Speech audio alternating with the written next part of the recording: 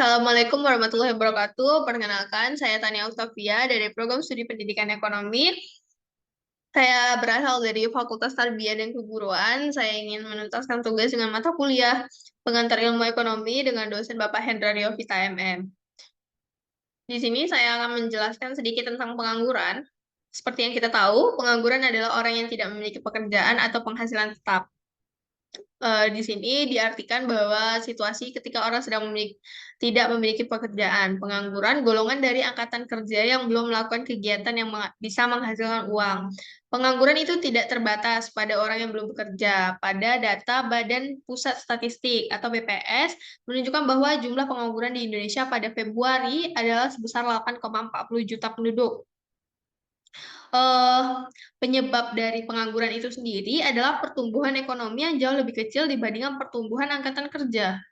Seperti mahasiswa yang lulus bukan tidak akan bisa, tapi kebanyakan tidak langsung bekerja karena lapangan pekerjaan yang tersedia tidak sebanyak mahasiswa yang lulus. Yang kedua, upah yang ditawarkan perusahaan tidak sesuai dengan harapan dari tenaga kerja.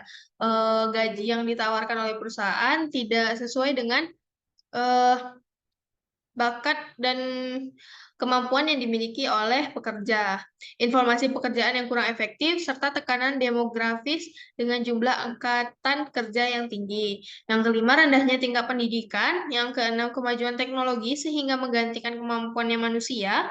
Yang ketujuh, persaingan pasar global, di mana perusahaan, terutama perusahaan asing di Indonesia, lebih memilih tenaga kerja dari luar dibandingkan tenaga kerja lokal yang dinilai kemampuannya kurang mumpuni.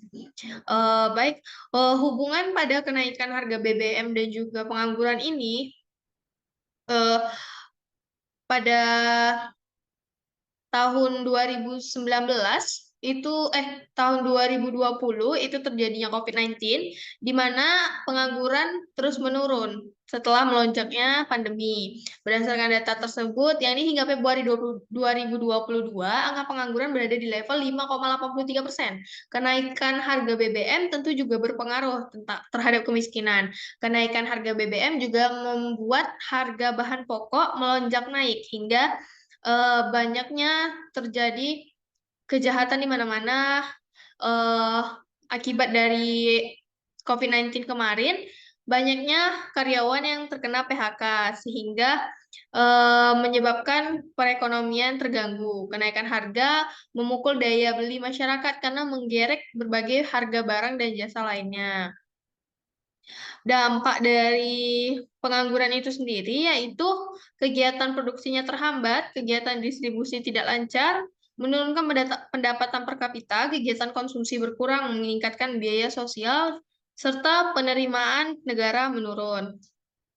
Dampak ini juga dalam hitungan Kementerian Keuangan, kenaikan harga BBM dapat mendorong angka kemiskinan naik menjadi 9,9%. Pada tahun ini, kenaikan 0,6 poin dari perkiraan baseline. Namun, dampak ini dapat diminimalisir dengan pemberian bantuan sosial tambahan dengan anggaran mencapai 24,17 triliun.